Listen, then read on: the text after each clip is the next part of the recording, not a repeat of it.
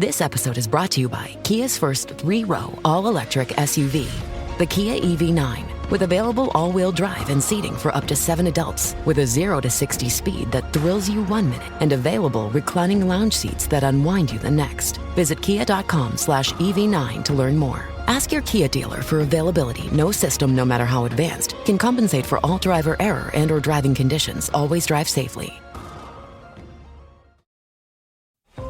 Listen to the 48 Hours podcast for shocking murder cases and compelling real-life dramas from one of television's most watched true crime shows. Go behind the scenes of each episode with award-winning CBS News correspondents and producers in Postmortem, a weekly deep dive. Listen to 48 Hours wherever you get your podcasts. Brr! Oh my god, it's so cold. It's such a cold open right now. Hey, what's up? I'm Zach Harper from Count the Dings, one of the hosts of Cinephobe. You hear me on the Mailbag, you see me on The Athletic, you hear me on SiriusXM NBA Radio, SiriusXM Mad Dog Sports Radio, and a bunch of podcasts from The Athletic.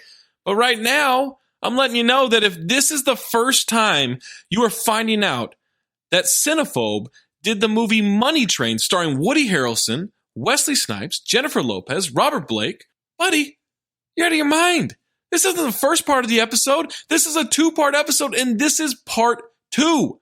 You messed up. So go back in the Cinephobe feed and check out part 1 so you're caught up, so you know what the cast was, the director, the writer, the budget, the tagline, how it did at the box office, what the reviews are, negative and positive. Are you a half glass full kind of guy, half glass empty kind of guy? Whatever that was, we had the review for you, and we're joined by Roy Bellamy from the Le Batard Show with Stu Gatz. Roy, one of their fantastic producers, joined us. He loves this movie. He's all in on talking about this movie. He's got a lot of issues with this movie. He's got a lot of stuff he likes with this movie. And we got into all of that in part 1. We got introduced to everything. You know, Woody Harrelson's kind of a fuck up. You know, Wesley Snipes, the foster brother of Woody Harrelson. Spoiler alert. And see, you should have listened to part 1. It would be a spoiler for you. And so now they're going to get into the nitty gritty of this movie. The heist, the money train. Will they get the money? Will they not? Find out with Zach, that's me, with Amin, with Maze, with Roy, right here on part 2 of the 2-part episode of Cinephobe's Money Train. I could not imagine spending 3 hours on something that I didn't like after 10 minutes. You don't like it. You are a weird individual to keep watching. What are you, nuts? You dedicated a week of your life to dislike something? Get a hobby, knit something, go for a walk.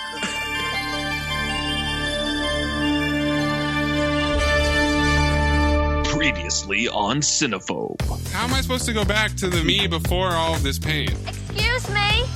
We're new in town and we've never had sex before. Would you give us a hand? I would have rather seen his cock. Out of the way, Bobby!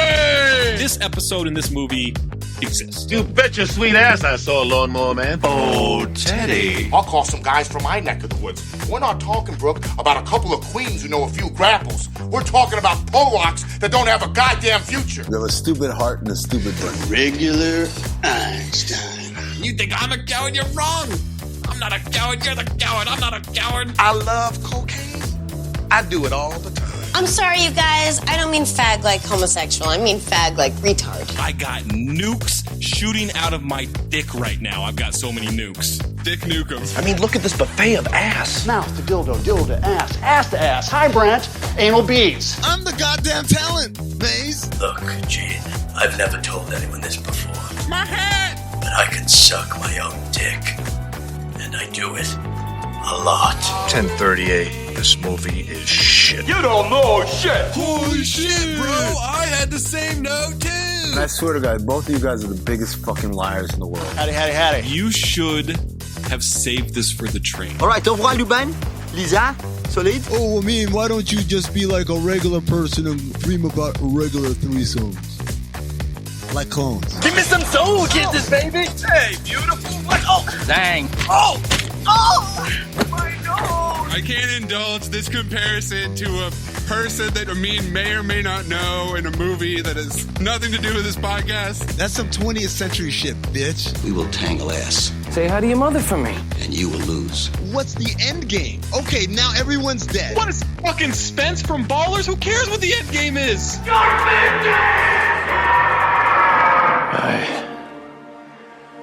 am proud. McCavity!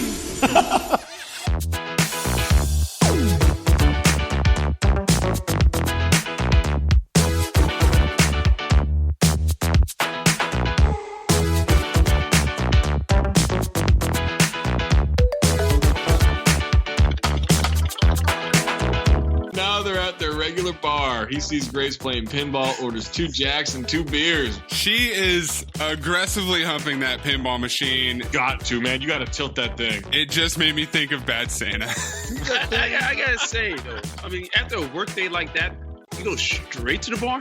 I think so, because I think the risk there, Roy, is if you go home first, you're probably staying home, right? Like, I think once you hit that couch, it's over. After you've been in a fight and been in a chase and everything, I think that's asking a lot. I think you got to go straight to the bar. Man, I got liquor at the house. I'll stay home. I mean, that's the cheaper, smarter option, unless you try to get J-Lo. Then you got to go to the bar. Well, you just changed my mind. He brings the shot, says it's a little heavy, so she should drink carefully, and she downs that shot. Yeah, Wesley's just mansplaining how alcohol works. He's mansplaining Jack. Did he think that was the first time she's ever had hard alcohol? She's Jenny from the block, man. Cop. As a cop. She was born in. He says not to beat herself up about the torch getting away. Booth clerk's going to be fine. She delivers some lines pretty poorly here. They both take their jobs very seriously. Now they're flirting. There's tension. So question, have you ever had relations with someone you work with? This is a hard and fast and mean rule. Don't do it. Oh, it's a terrible idea, but I've done it a lot. It's an HR violation. Yeah. No. I'm not saying I'm going to get them fired if they don't.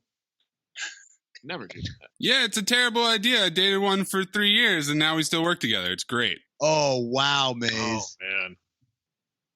Wow. Is it awkward? Yes. The delight that Amin has in Maze's breakup is odd. You don't shit where you eat, man. Is it? Isn't it? I've shit where I eat. I've shit where I eat too many times in my life. It's not a good decision, but, to quote the great James from Showgirls, I got a problem with pussy. Charlie interrupts, gives her a rose. John says he probably stole it. We get some banter with Charlie and John as he goes to get some beers. Wesley talks about how Woody is broke. Woody says Wesley is gay. Banter. Some guy asks John how it feels to be brothers with a white guy. That opens up for some black guy exposition, as I say. Yes. Look, I got something I gotta do. All right, stay black, man. Yeah, man. Ain't got no choice. Grace leaves in a cab. The guys are apoplectic. They sing Amazing Grace as she leaves. Transit twins. The Knight's a puppy. I'm going to start saying that. Don't say that. That's awful. The Knight's a puppy? That's a great way of saying the night is young. There's a reason you haven't heard it since 1995. It's terrible. I'm bringing it back. We get exposition that the mom isn't alive. We get some shit-talking banter about who will win. I call this scene White Men Can't Jump, but they can exposition. My ceiling is always your floor. Well, move out the motherfucking building then. I happen to like the motherfucking building. Then what's your complaint? They're about to maybe fight, and this is a saying that I like Wesley Snipes using, and I have tried to use it in playful fight situations with friends before, where he says, I'm over here, you're over there, ain't nothing between us but the motherfucking air. I like that. It's got a way with words. Nice. It rhymes. Yeah. It's got a good cadence to it. They get run up on by Lawrence Gilliard, a.k.a. D'Angelo Barksdale, and I wrote, Jesus, how old is he? Because he looks exactly the same. I've always thought he was like a younger actor when he was... But I guess this is 5 years before The Wire? I was staggered. I was like, no. The Wire was like 2002. The Wire was post 9/11. So that's that's right. Years. Okay, yeah, so 7 years. 7 years, right? And he looks exactly the same. And he was in The Deuce, which is the HBO show that was about 42nd Street and how it transformed from sex shops or whatever to the kind of Disneyland that it is now. And he's in that and he looks the same. Who was the actress that we were saying that we were really impressed by? She was in Johnny Be Good. And I'm like, oh my God, how old is she? Because if she's in Johnny Be Good playing the head coach's wife. Jennifer Tilly and Lawrence Gillard win the award for, you guys are a lot older than I thought you were. We also have Flex Alexander. No, he was the other guy? He's the other dude. Oh, I didn't notice. This is before Homeboys from Outer Space. Homeboys in Outer Space, I guess. Wait, let me look it up. Oh my God. I think it's right around the same time. Yeah, it's a year before Homeboys in Outer Space. Wow. File. We're not doing TV, but file. Cinephobe, the TV series. We got a spin-off podcast. There's going to be a lot of Owen Wilson drops by Maze in this one. I just realized how many times I just said wow in this podcast. Yeah, so. It's got to be a lot. It's got to be a lot. Wow, I sort of got screwed on the old bedroom selection. Every room's like 4 times as big as mine. Wow. Wow, look at this. Do you know what this means? Wow, you're in good company. Wow, that's great. That's great to give something back like that. I'd love to find time to do some volunteer work. Are you guys insane? Do you understand that it's a disease? Wow, and how'd that affect you with guys? Do they not want to get busy with you? Wow, this is a nice boat. Flippers and all, wow. Wow, they feel really nice. Oh, man, I feel like wow. Oh, that's beautiful. Wow, it looks great. Charlie and John pull their guns out and we have a standoff. Now they're arguing about which one is at fault here. They turn their guns on each other. What, you gonna blame this shit on me too? Oh, this is definitely your fault. Oh, it's my fault. Who was watching the street? I can't believe this. I got to go out like this. My back was to the street. Charlie, I'm so sick of your shit. Stop trying to pin everything on me. Because this one definitely is your fault. I don't care who caused the shit. Just give it up. Calling me a fuck up. I didn't call you a fuck up. I can tell. What do you mean fuck me? Fuck you. Yo, fuck you. Fuck you. Who the fuck you talking about? Fuck you. I'm busting cap in your ass right now. Motherfucker, I'm robbing your motherfucking ass. Give up your shit. Yo, I'll tell you what. I'll get the shoes. Don't worry about it. Over here. All right. Hello. I got him. I'll shoot you in your good eye, man. Stick up, motherfucker. I feel you so full of holes. You look like chocolate Swiss cheese, man. What the fuck is wrong with y'all, man? I should've put a cap in your ass when you took my Garth Brooks record. It's crazy. What about when you took my Ice Cream record? Ice Cube. Ice Cube. Ice Cube. Ice Pick. Ice Page. I'm white. How should I know? Sick. This is a great scene. It works. They leave. John says to go for it with Grace. He'll get out of the way. Hope she makes him happy.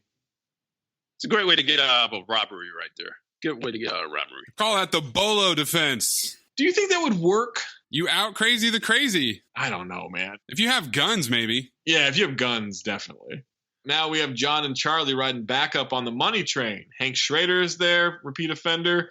Then I wrote the guy from Just Shoot Me that Amin thought was the Ripper in Last Action Hero and looks nothing like him. I mean, wow. No. Looks nothing like him. I cannot stress enough. Exactly like him. The racism that Amin is. Two bald white men. That's it. Grace is there too. There's a lot of testosterone on that train. We find out the money train takes in $3 or $4 million a night around that time of year. Exposition. Charlie's drooling. He's making mental notes. There's a construction tunnel on the route. One of the guards starts pushing John, and they're in a shoving match. And we get another, you're not going to hit him. Why? Because I'm going to hit him. Charlie punches the guy this time. Grace takes down another dude. John is just throwing money bags at a guy. Cut to Robert Blake in the command center office with all three of them.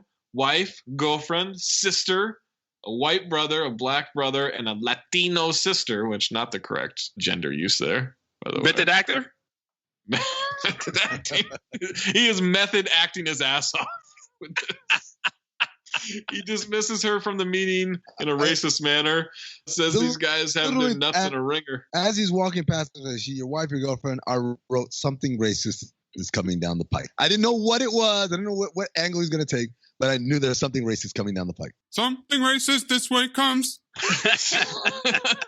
There's money missing from the train. $25,000 missing. Blake knows Charlie's in debt from gambling. Then the meeting's interrupted. They found the money. It was another guard. Blake says they can go, but he doesn't apologize. Charlie asks whatever happened to that money train model from his desk. He says, you're right on the edge. You're a wreck looking for someplace to happen. I'll be there, and I'll fuck you dead. And I wrote, tension? Smash cut to Woody and Wesley arguing about what fuck you dead means. You think he wants to fuck us before we're dead or fuck us after we're dead? No, I understood it that when we're dead, that's when he wants to fuck us. Either way, it's a pain in the ass, man. Oh, man, fuck that. Yeah, really. Fuck him. I mean, thinking I stole the money, that's insulting. Charlie's putting together a plan for if they rob the money train. Spotting where the construction spot was, empties into the park. John says it'll never work. They're talking out at a bar and fantasizing. At one point, Charlie says, I'm black and I'm proud. I got a question about that. You think they used that in the trailer? Rudy saying, I'm black and I'm proud? I kind of remember that, but I don't know if I remember that from the trailer or just from the movie, but I think they do. Yeah, that seems like a clear, you got to cut that up for the trailer. That just seems pretty obvious to me. It's too good. Yeah, it's too good for to have Woody Harrelson saying that to Wesley Snipes. That's the banter they're trying to sell. Exactly. We all get a good laugh. Ha, ha, ha. This movie has some laughs in it. Yay, go on and watch it. Action. Yeah, you get laughs in it. Look, two sides coming together, black and white. We can all live in harmony. They're selling the American dream here. Ebony, ivory, that sort of thing. Yeah, they're going to become cruise people or buy an island, Mali, Bali, or Tahiti, any of the E islands. If you become a millionaire, $3 to $4 million. Are you becoming a cruise person? No. Now, cruises are not a part of I've never been on a cruise. I know, obviously, Roy, in South Florida, it's a regular thing. It sounds like you guys have talked about on Levitard's show often about just random cruises. Is that just kind of a spur of the moment, hey, we're going to take a day cruise kind of thing? Sometimes, but if you're like a Billy Gill or a Greg Cody, you are just waiting for the day. You're in it. They're in that life, right? Yes, they are. And the next time you see me on a boat, best believe there's going to be a drink package situation because I'm going to be trapped on that thing. I don't trust them. I would have to be really drunk at all times. Mm-hmm, absolutely. Walking around looking like Woody and Wesley faking right, exactly. They're just prepping us for the sequel, Money Boat. Wow. Money Boat. Names. Oh my God. Got lightheaded thinking about that. We're talking about international waters. Let's make it real, baby. So they got transferred to the Port Authority. Yeah. Yes, they are. Maybe they got promoted to the Port Authority. I don't know how that works. Charlie says New Year's Eve is the biggest day to do it. The money will be fat. Because of Yo MTV Raps. That breaks John's concentration, says to come back down to earth. They're not going to rob the money train. John sees Grace then dancing by herself in the courtyard behind the bar. He starts dancing with her. What? It was too hot inside. It's December in New York. Why are we going outside to dance? It's going to be so cold out there.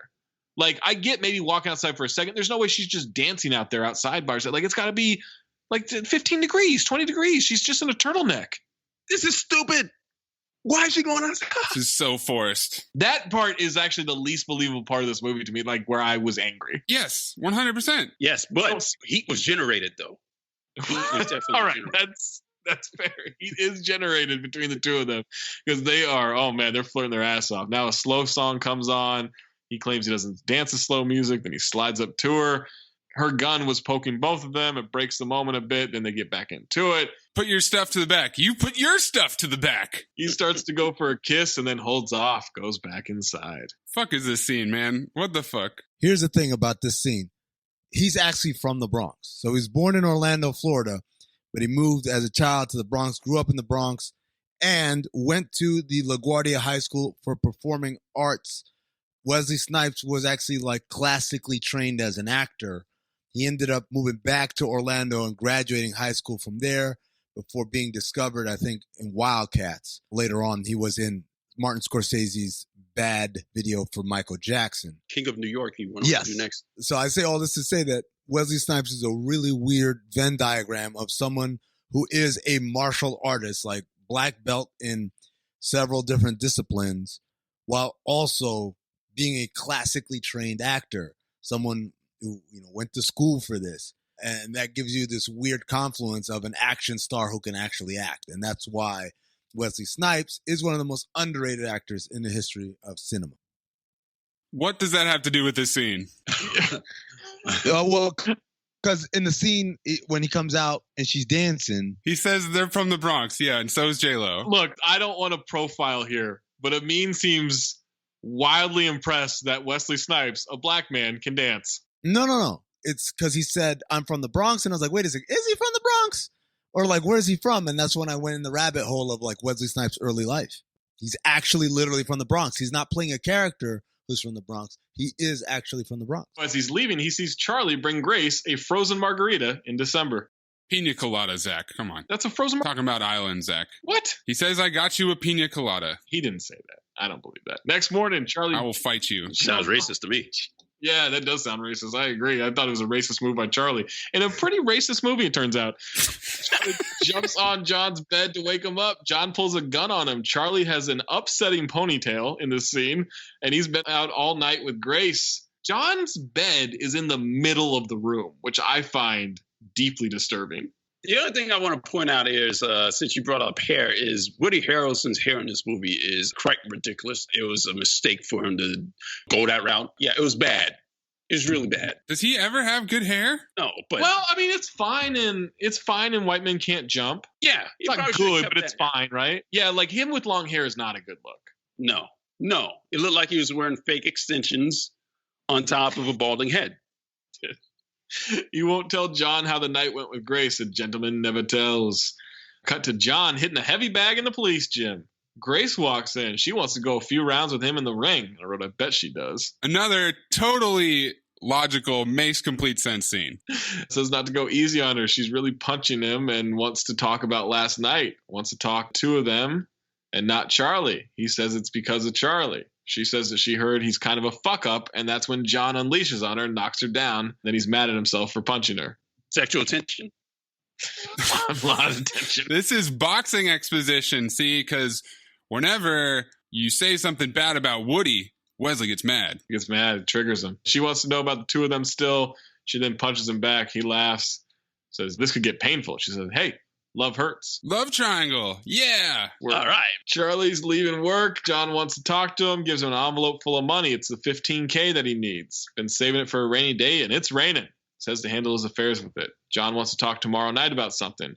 On the train, and a little old lady is walking through the subway car. She knocks into Charlie. He makes sure she's okay. What a smooth old lady. Before we go on, I just want to ask this question. You think that Wesley paid off Woody with the $15,000 so he could be with J-Lo? Oh, I hadn't considered that. Oh, that's like a guilt-free, like, let me get you out of trouble here. But by the way, I'm going to take this girl. Yeah, I think that's the case. It's almost a dowry of sorts, which would then make Charlie Grace's father? Is that how that works? I don't think That's probably not safe. That's how much guilt costs. $15,000. Sounds affordable to me. I gotta say that shit better last. Yeah, it lasted up until that old woman met up with him. So Charlie's on the train, sees a guy get his wallet stolen, handcuffs the guy, gives him his wallet back, then says to keep his wallet in his jacket, starts patting down his jacket, and that envelope is gone. And he sees it's the old woman. She walks away spryly, and the door's closed. He can't run after her. That money is gone. Silver Fox. So is this old woman actually a young woman in disguise? Oh, great question. That's a great question. A lot of makeup. Yeah, that'd be heavy makeup. That'd be a lot of prosthetics. Like, I think you can just she's kind of acting her ass off in her daily life if that's what she's doing. Oh, the old woman's killing it. Yeah, she's doing great. Grace shows up at John's place. She says round 2, they're going to fuck. Charlie shows up to the cabaret club with the bad guys, tries to explain that he had the money, but someone dipped him. Terrible idea. Yeah, awful idea. They didn't give you a timeline. Why go explain it to them? Exactly. They beat the shit out of him as Grace and John fuck. This is a really weird cross-cutting scene. And then I wrote, whoa, she's actually topless. She must not have thought she'd be a mega famous star. Do you think she would take back this semi-nude scene? Because I don't think she's been topless in any other movie. I mean, this is right after In Living Color, too, right? Yes. I got to tell you, though, Woody's having a very rough day, and Wesley's over here having the time of his life, man. What a night for Wesley. Yeah, Wesley's having a great day.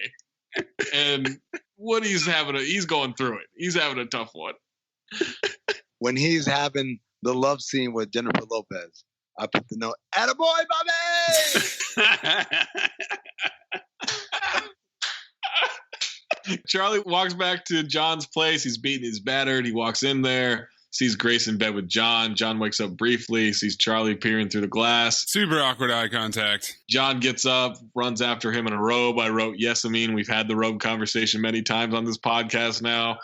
Charlie says he knew it was going on the whole time. He's happy for them. They're brothers. John asks about the money and Mr. Brown. Charlie says he lost the money, but what else is new? And I wrote, John is taking this surprisingly well, but now with Roy's theory that he gave him the $15K so that he could go after J-Lo, that's why it seems he took it so well. That makes more sense, that reaction. See? Detective right here. Jeez. Grace is posing as a token clerk now. Cops look obvious undercover all over the place. John's on the lookout. Charlie shows up. John smells alcohol on Charlie's breath, says he's drunk. Charlie says he just didn't brush this morning. John tells him to go home. And that's when the torch shows up, but he sees all the undercover cops. Charlie wants to explain what happened with the money. He got dipped. John says, don't lie to him. A lie is a lie is a lie. Torch walks the platform and shoves a guy in front of an oncoming train. Cops think somebody fell.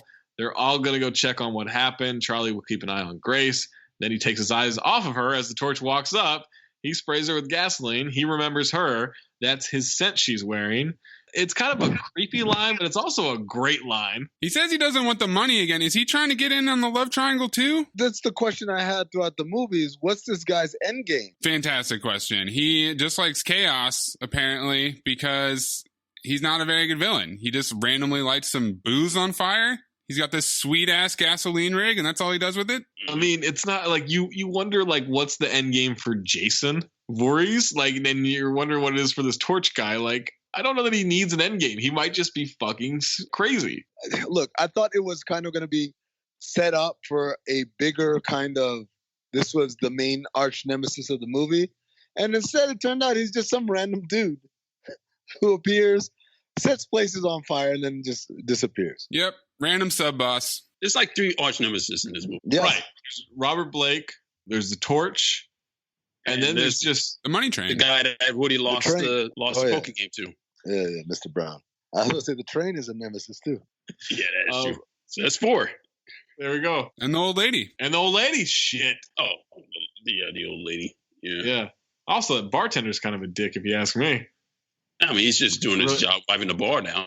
Doesn't really laugh at Woody's joke. I thought Woody's joke was funny. That's later, though. Sorry. Spoiler alert. Future callback. All right. Future callback. Charlie finally sees the torch on her. He starts firing his weapon into a public area where there are innocent bystanders everywhere. While drunk. We have another chase. He gets to the streets. They're after him. Torch is running like a drunk. For some reason, Charlie fires a warning shot into the air outside, and it frightens a horse, which then starts barreling down on 2 kids on the street. Charlie runs and tackles the kids out of the way. That was stupid. That was dumb. That was dumb. That honestly pissed me off. He's a horrible cop. Yes, he is. Like, he's reckless. Reckless. Well, actually, he'd probably be walking the beat on today's streets right now. He might be a captain by now. Yeah. Torch runs back down the subway steps. He takes off down a tunnel, searching slowly with his gun drawn. Torch hits him with a metal pipe. Torch tries to gas John. John grabs the pipe. Torch grabs the gun. Says, you see what happens when you play with fire? And Wes says, yeah, you get burned. He slams the pipe against the metal covering on the ground. It sparks a flame with the gas. Torch goes to the flames. And I wrote, no fucking way. This is not how science works. Science! I need a Mythbusters on this now.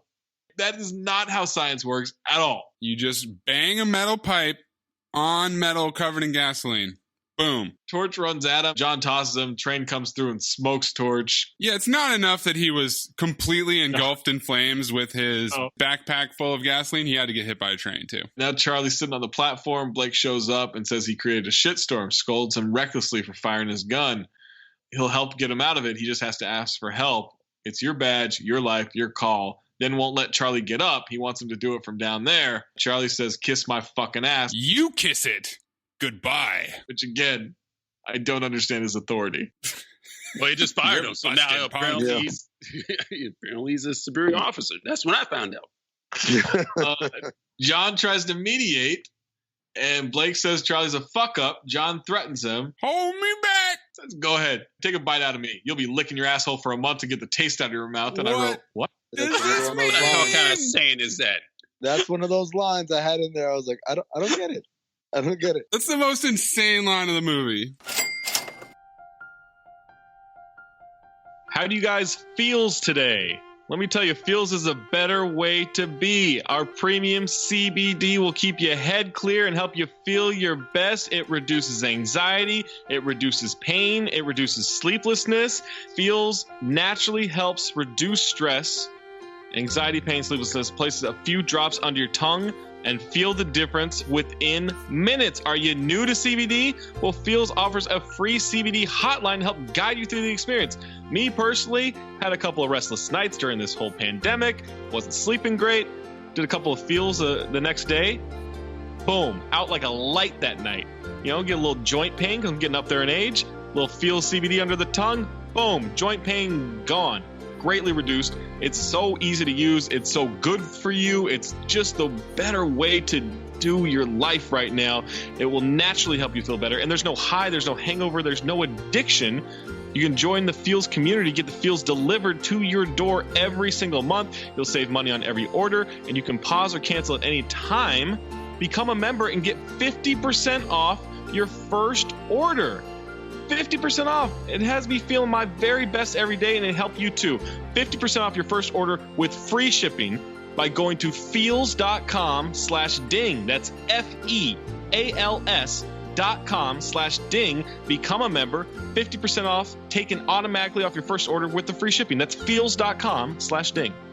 I also want to point out, by the way, the sad guitar that's playing, that's a staple of buddy cop movies when something has gone wrong with our protagonist. We hear that sad guitar. Yeah. Lethal Weapon made that famous. Yes, it absolutely.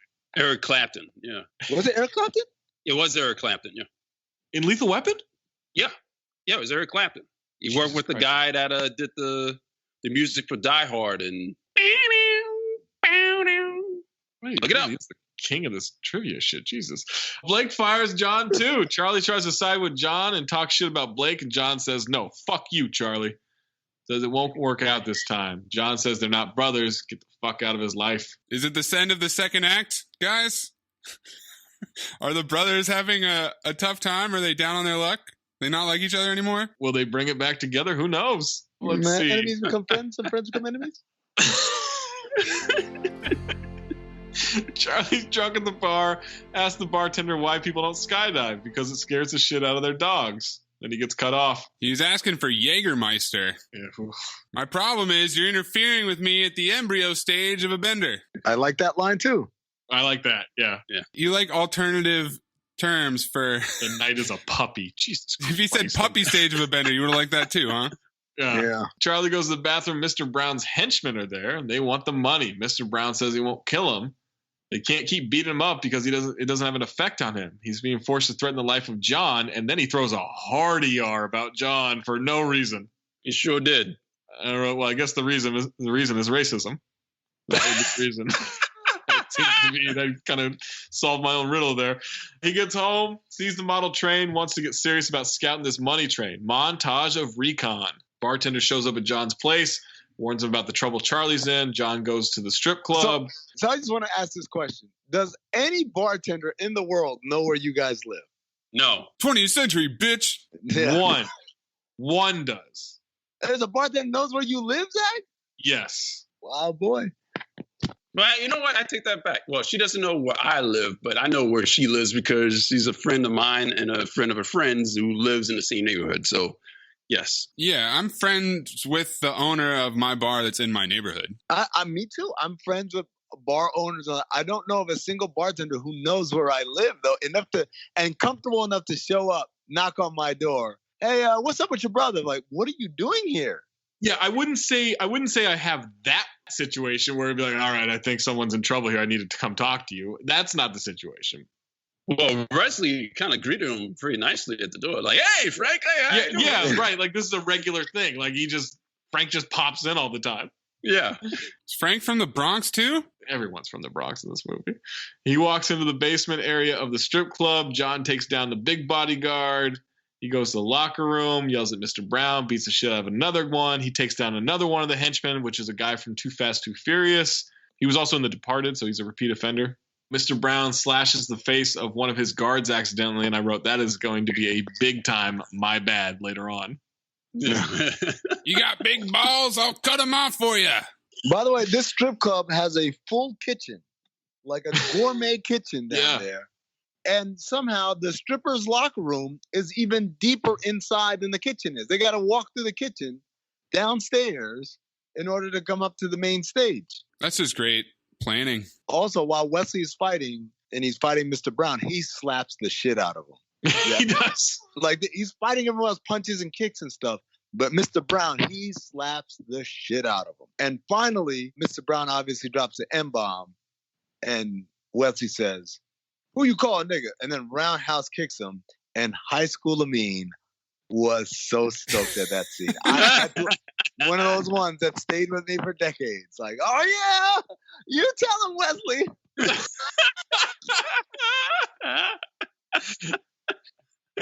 Cut to Charlie cutting open some sewer grates on the night of the robbery. He heads down to the subway as John shows up to the bar. Bartender has a wrapped gift for John. It's from Charlie. Grace is there. The gift is a model train. John is mad he's going to do it. Tells Grace that Charlie's going to rob the money train, which I wrote snitch. Says Blake's going to kill him if he catches him. She says that he's the only family Charlie has. And then my next note, Wesley Snipes loves to ride a motorcycle. Yeah, did he have a motorcycle before in this movie? Or is it just for this scene? No. Did he have a motorcycle in Drop Zone? Yes. And he rides a motorcycle in Passenger 57, right? I think there's a scene where he rides a motorcycle in that one too. Charlie gets underneath the stop money train. Blowtorches open the grate to sneak in there. John is riding his motorcycle through Times Square on New Year's Eve. Seems like really bad routing. Attaboy, Bobby! He gets in the train, puts it in motion, throws the conductor off of it. He's getting away. John rides through the crowd, then rides down the subway stairs, through the gate, through the walkway, then down the escalator, drives onto the tracks and into the tunnel. The money train's been stolen. What? The money train's been stolen. Robert Blake is wearing the hell out of that hat and tuxedo, though. Oh, my God. He looks like a mannequin. He's so ready for New Year's. I was so happy for him. He was so ready to cut a rug for New Year's. Oh, man. He was. He was like, that was his night. We got through the holidays. That's what that was going to be. Charlie's going through the big bags, taking them off the train. He goes up the ladder to the construction area. There are a bunch of cops on horses in the park near it, so he climbs back down. He starts throwing a fit.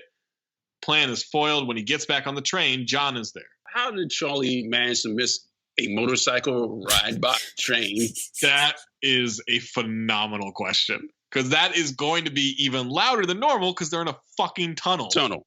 Yes. Cops are closing in, so they got to put the train back in motion. Blake contacts the train, and Charlie gets on the speaker, does an effeminate voice, and says he'll get his cut. To the person or persons on board the money train, this is Donald Patterson. Shut it down. And surrender. Don't do that. Don't do that. Before you wind up... Donald, don't worry. The robbery's going great, and I'll still give you your cut, partner. Toodles. Listen to me, you sons of bitches. I don't know who you are, but I will get my hands on you, and I will rip a hole in your throat, suck your heart out, and eat it. Now, I don't appreciate that tone of voice. It sounds kind of murderous, this guy. I mean, my God. He has an anger problem. Yes, he does. He goes 0 to 100 so fast. He's also got a strange understanding of anatomy. He does a very strange understanding. John says to bleed the brakes so they can't trip them and stop them. Tripping the brakes doesn't work because of it, and so now Blake is going to put shooters on platforms, and he wants the construction barricade to stop them. Wow, that train is unstoppable. Oh, God. It's a runaway train. Yeah. All right. By the way, how is that a feature on a train, by the way? Just being able to just bleed the brakes like that. How's that a feature? Is there like a button for that? Granted, not an engineer. I don't think that works. You never know. What do you mean you never know? You never know. You know. At this speed, it's going to kill them to hit that barricade. Blake updates them with the barricade news, implores them to shut it down and turn themselves in or die. Cops swarm the area. He says that, and Woody says he can't be serious. He said, Woody, the opening scene, he tried to run you guys over just to get the train in on time. Yeah. Not even like because someone was trying to steal his money. Yeah. He's a killer. Yeah, he's a racist killer. He doesn't care. This barricade does not look big or strong enough to do the job. The barricade is getting set up. The cops are getting into position. They're yelling, come on, let's go. And one of the cops says, come on, shake your ass. And I was like, what are we doing here? Watch yourself. Now I don't have time to be dancing. Oh, With you. I gotta set this thing up here. They brace themselves behind some barriers in the train. Cops unload on the train, and the train powers through pointless. Through the barrier like it's nothing. And I wrote, this can't be science either. You're not going to believe this. The money train broke right through the barricade. What? Grace is on her way. She's excited that the news that it broke because she's listened to the scanner. Then instead of clearing the track of other trains, Blake wants to keep these trains on the tracks. He tells the operator to bypass all stops. The money train is barreling down on it. The operator is none other than Radio Raheem. Bill Nunn. Yes. Bill Nunn.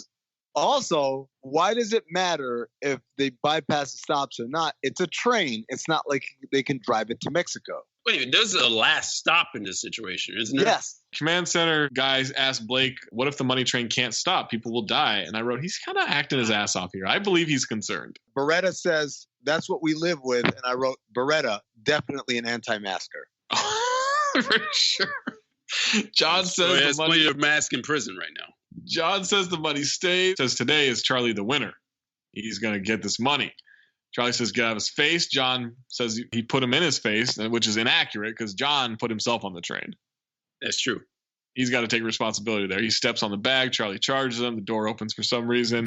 Charlie almost knocks John off the train, then saves him right before his head would have been taken off. Now they're all good and happy. And the music changes? Money train. We had to have one more fight on the speeding train with the stakes of them possibly falling out. It's like, come on, guys. Money train rams the train in front of it, rams it again. Passengers falling all over the place. Charlie and John can't stop their train. Grace is headed to the Fort Hamilton station. John suggests throwing it into reverse. The train is going to have a heart attack and flip. Charlie says he wants John to just jump. John says, we're in this together. Charlie grabs a pole, sets it up to throw the train into reverse next time it hits the train in front of them. They call him MacGyver? They climb outside the train and onto the top of it. Blake shows up to the station. The train's 2 minutes out. Charlie starts to fall. John saves them this time. They go to the front of the train. As it hits and throws into reverse, they jump to the train in front of them, which I just wrote, motherfucker, what? So a white man can jump. I mean, it's almost like, oh, jeez. I mean, it's almost like Mission Impossible in there. Right. Tom Cruise had an explosion at his back that kind of helped him. Exactly. You don't have that at all. That's science, I believe. The money train goes barreling through so many support beams. Cops are swarming the train. Blake asks if they're dead. There's nobody there. John and Charlie walk amongst the crowd. They walk up to Blake. What are you two bags of shit doing here? You ain't even cops no more. Even as soon as they heard on the scanner. Blake asks, how does your cock work now that you ain't got a badge no more? And then he spits in John's face. Oh, my good God. Yo, oh. You know, in the first scene, Wesley tells Woody, you can't hit him. Why not? Because I'm going to hit him. And then he hits a guy. And the second time they do it, Woody does it to Wesley. He says, you can't hit him. Why not? Why? Because I'm going to hit him. And he hits him. They set this up, and I'm like, how are they going to do this now? And they both hit him. And I'm sorry, Amin. No. I just got spat in the face by this guy. No. A double hit's not going to cut it. I'm sorry. But I love the synergy. They both knew where to go with this. They're the transit twins. Yeah, they're brothers. He flies like 8 feet when they punch him. I mean, he is a small man. Yes, he is. 2 punches, that would do it. He screams, arrest them, but Grace puts Blake under arrest, but doesn't read him his Miranda rights. She's a terrible cop. And then they fist pump. It's like, I'm sure Patterson knows his Miranda rights. John feels that Charlie has a bag of money in his jacket. He says he knew John would overreact. They walk away arguing as Shaggy plays again. With confetti dropping, roll credits as Charlie is just wildly brandishing money out in the open. So they're walking into the sunset, which is a billboard for the Hilton Hawaiian Village. This is the second consecutive movie that ends with the characters literally going into the sunset. Oh, yeah. Arnold did that. Also, when they come out of the subway station, they're going, we did it. And this is before Wesley knows that Woody had the money. What did they do? This was not the plan. They got away with it. That was the. Yeah. It was like how do you get out of this without getting caught? And they did, regardless of having the money or not. Wesley's thing was like, I don't want you to go to jail. So I'm cool with that. My question is, how do you guys feel about movies that end with banter that slowly fades out? They're walking away and they just banter off into the sunset. I'm conflicted because I like it, but I want to keep hearing the banter. I struggle. I like try to listen real well. Like, wait, what are they saying? And sometimes the captions just say inaudible, but I can make out words. So it's like, it's not inaudible. You guys just got lazy. Yeah, you're just lazy. How many movies do you know that starts and then ends with the same commercial song? Because that's what happened here. That's a great question. I do feel like, did Deuce Bigalow, European Gigolo, do that? I kind of avoided that one. I just went by you. I just went by you guys were Cinephobe, and that was it. I just want to stress for all the listeners, there are many listeners that do not watch any of the movies and enjoy this podcast quite a bit. So if you don't want to suffer with us, you don't have to. Now, keep in mind, though, you guys did last week, Last Action Hero. I loved that movie as a kid, so I knew. And I'm halfway through the podcast before we got started recording today. I thought it was a good movie. Roy, I'm going to say this. This is, I'm not, spoiler alert from the pod, but I said this. I said, it's a better movie now that we have distance from those action movies of the 80s and early 90s. At the time, it was too close. Now, because we all kind of look at those movies kind of half laughing at them versus with them, that movie's actually pretty genius. Yeah, you look back at that movie and what it was trying to say, and now we understand, like, hey, wow, this movie is actually smarter than what it was back then. What about Money Train? Well, with its guitar. This boasts having one of the longest sets ever constructed for a film at over 3,000 feet long, 20 feet high, and 4 railway tracks wide. This set was roughly the same size as 2 Empire State Buildings lined side by side. Jesus. Original plan was to film in the real New York City subway, but the logistics proved to be too problematic. They could have just gave up and said, all right, we're not going to make this movie.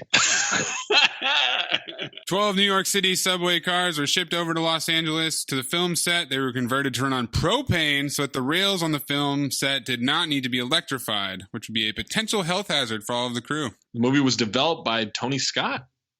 Tony Scott. The better Scott. The wrong boy died. Shout out to... What? Why did any of them have to die? What? I'm just saying, that's a quote from Walk Hard. Remember, like, Dewey Cox's dad always tells him... The wrong kid died. The wrong kid died, yeah. Scott left the project and was replaced by Joseph Rubin, who then fired Doug Richardson, the original screenwriter, and had the script rewritten. Damn. The sex scene between Wesley Snipes and Jennifer Lopez was not in the original script. It was added after filming had begun. Somebody made it repressed. Yeah. Cameron Diaz and Catherine Zeta-Jones auditioned for the role of Grace Santiago. Wow, she beat out 2 pretty stalwart actresses. Yeah. Robert Blake claims that his first meeting with producer John Peters consisted of Peters wrestling Blake to the ground. At the premiere, Blake said Peters told him he wrestled with Blake to see if Blake would lose his temper. I'm sure he did. In fact, I'm sure they lost his temper and started the wrestling match. What I know about him is that he's a pretty even-keeled guy. Would never flip out over the minimal thing and escalate to a level of violence probably not necessitated by the situation. Oh, no, it doesn't sound like him at all. Even-keeled guy? Too soon. And then Maze's favorite thing to mention now, average median shot length is 4.2 seconds. That's really good. That's pretty good. Just don't believe. Longer than The Fan. No Tony Medley, obviously, because it's 1995. But we can get to the golden dumpsters, Maze. Well, I mainly eat out of a dumpster. I should try that. I need some new dresses. Don't. Or if you do, stay away from the one at Ocean and Wilshire. That's mine. Seriously. Stay out of it. Golden Dumpster nominees: Robert Blake as Chief Patterson, the return of banter, Stay Black Man, that scene at the bar, the mugging scene where they turn on each other, the old woman that pickpockets Woody, Wesley starting a fire by hitting gasoline with a metal pipe, and then Wesley's roundhouse kick of Mr. Brown. Yeah, I'm going to go off the board here. My golden dumpster on the negative side is Woody Harrelson's hair. It was a mess. Woody's Harrelson? Yeah, Woody's Harrelson. Oh, Woody's Harrelson. Oh, boy. All right. Amin, is that train gone by yet? You got a golden dumpster? Yeah, my golden dumpster is Woody Harrelson getting his ass kicked, sadly going over to Wesley's house, for sympathy. Looks in the window, sees that Wesley has just smashed Jennifer Lopez, and my quote, "Attaboy, mommy!" After, by the way, possibly drinking some sour orange juice. Oh, He yeah. made a face after that. Oh, I think that was because of the cut on his lip. Oh, the acid. I think that's what it was. Yeah, Yes. I think that's what it was because he does that with the alcohol later too. Well, then he's acting his ass off then. He is acting his ass off in this scene. Maze, what's your golden dumpster? My golden dumpster is Robert Blake. I'd never seen this man act before, and I knew I recognized his name, and that's when I realized that he was a murderer. His lines were utterly ridiculous, and it was compounded by his extremely strange delivery. He's a golden dumpster. I think I gotta go. You're not gonna hit him. Why? Because I'm gonna hit him. It's executed 3 times flawlessly in that movie. Yes. It's Every fantastic. time a little bit better than the last. Yes. Let's get to phobe or file. Amin, you picked it, motherfucker. So phobe or file, Money Train. I loved this movie in high school. I mean, like I said, we walked around quoting it for weeks afterward. It was, every time I see Woody Harrelson and Wesley Snipes, I get really a happy feeling. It didn't disappoint in high school. As a grown man now, it drags considerably. And they spend so much time on things that are not to do with the heist. Like the love triangle stuff and the torch and just general shenanigans between Wesley and Woody.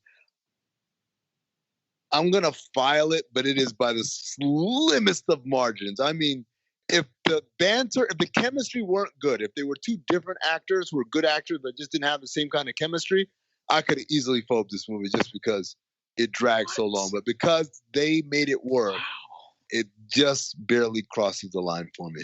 Roy, phobe or file? I'm going to file this one, and I'm going to file it solely based on the fact that I knew I was going to come on here, and I wanted to light Robert Blake's ass up so bad. So that's why I'm filing this movie. Like the torch? Exactly. Swearing your scent. Maze, phobe or file? I agree with a lot of what Amin said. The banter and the chemistry between Woody and Wesley is the best part of the movie. It carries the movie. This isn't really a heist movie because they kind of half-assed end up doing the heist like 2/3 of the way through. There's the terrible plot with J-Lo.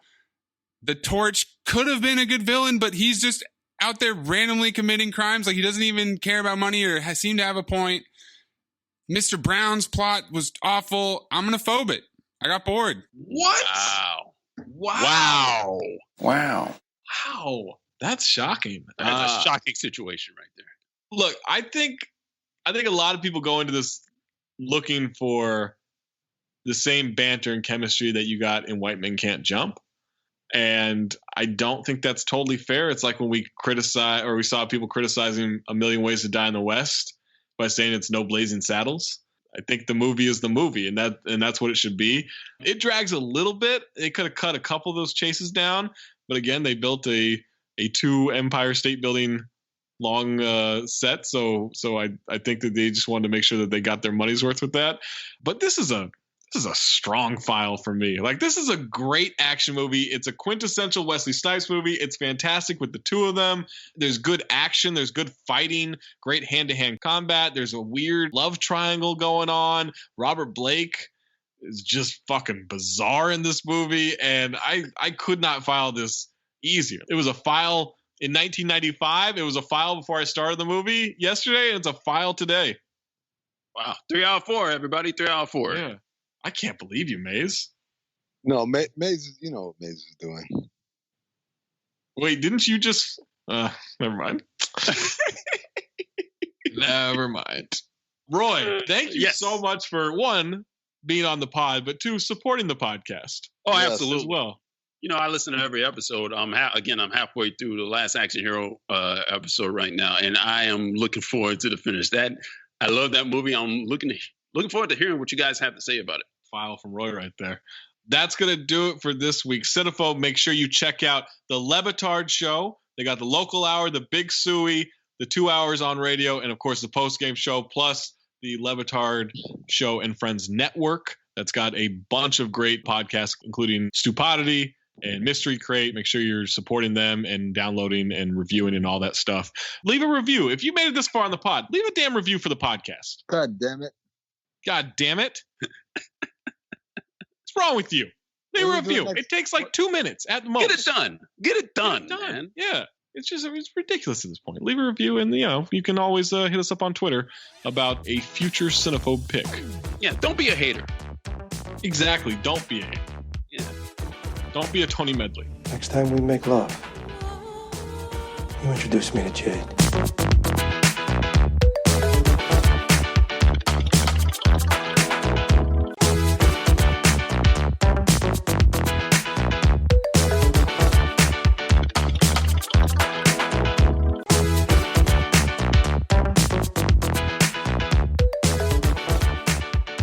Oh, it's my pick next. Yes. Gotta do it. We gotta keep this money going, right? We're going Money Plane. Whoa! Oh! Money Plane, yeah. Oh, my God. I haven't seen it. I've been waiting for us to do it. I was a little worried for a while that it was going to not qualify. By the way, we might want to get jiu-jitsu in soon because that thing's climbing a little bit. But Money Plane with Kelsey Grammer and like a wrestler, I think. Edge. Adam Cole. Right. So, we're going to do Money Plane next week and keep this money vehicle going. Don't worry, Amin. 82 minutes. Oh, thank God. You're welcome. By the way, I'm a part of the rental wars now. I had to rent Money Train. You don't have stars either? Stars? Oh, I don't have stars. Stars, if you're out there, come on. Sponsor Cinephobe. They should sponsor us for real. Yeah, they really should. These motherfuckers. All your movies are Cinephobe eligible. Why is that? It should just be Cinephobe presented by Stars.